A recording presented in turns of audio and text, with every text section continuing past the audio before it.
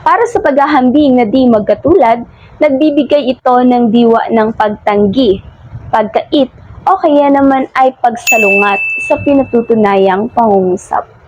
Mayroon tayong dalawang uri ng paghahambing na di magkatulad. Ang una ay hambingang pasahol, ang ikalawa naman ay hambingang palamang. Kung gagamitin natin ang simbolo sa math, maaari nating maipakita itong palamang para sa greater than, samantala naman ang pasahol ay less than. Tingnan natin ang ilang mga halimbawa nito.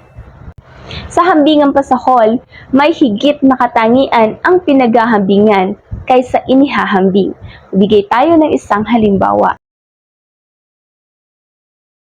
Halimbawa natin ng paghahambing na pasahol.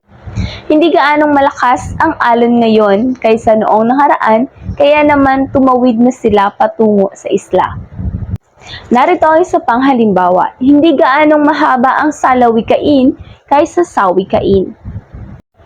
Para sa hambingang palamang naman, may higit na katangian ang inihahambing kaysa pinaghahambingan.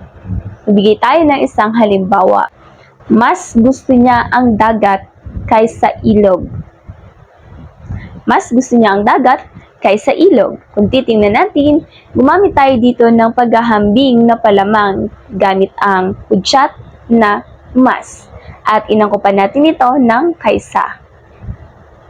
Ikalawang halimbawa, mas malaki ang bayan ng Labo kaysa bayan ng Vinsons. Dito ay gumamit tayo ng hudyat na mas at dinagdagan natin ito ng kaysa upang ihambing ang laki o sukat ng dalawang bayan.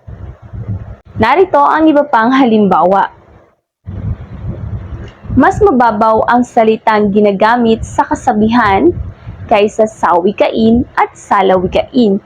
Ito ay dahil ang kasabihan ay gumagamit ng mga payak na salita. Isang halimbawa, ulitin natin. Mas mababaw ang salitang ginagamit sa kasabihan kaysa salawikain at sawikain. Narito ang isa pang halimbawa. Di hamak na mas malapit ang bayan ng Vinsons at Talisay kaysa Labo sa dagat. Para sa hambingang pasahol, gumagamit tayo ng mga hudyat na lalo, di gasino, di gaano, at di totoo. Ito ay pinapakita natin na mas mababa ang katangian nito kaysa sa pinaghahambingan natin.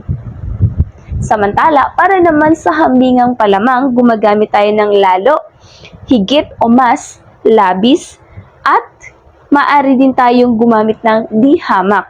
Samantala, para sa lalo ng palamang, ang diwa ng paghahambing ay magiging kalamangan at di kasahulan kung ang sinasamang pang-uri ay nagpapahayag ng kalakhan, kataasan, kalabisan, o kahigitan. Ibig sabihin natin ito, maaari natin gamitin ang salitang lalo para sa pasahol, pero pwede rin natin itong gamitin para sa palamang. Ano ang iyong halimbawa ng ganitong salita para sa paggamit ng palamang at pasahol? Isulat sa ating comment section.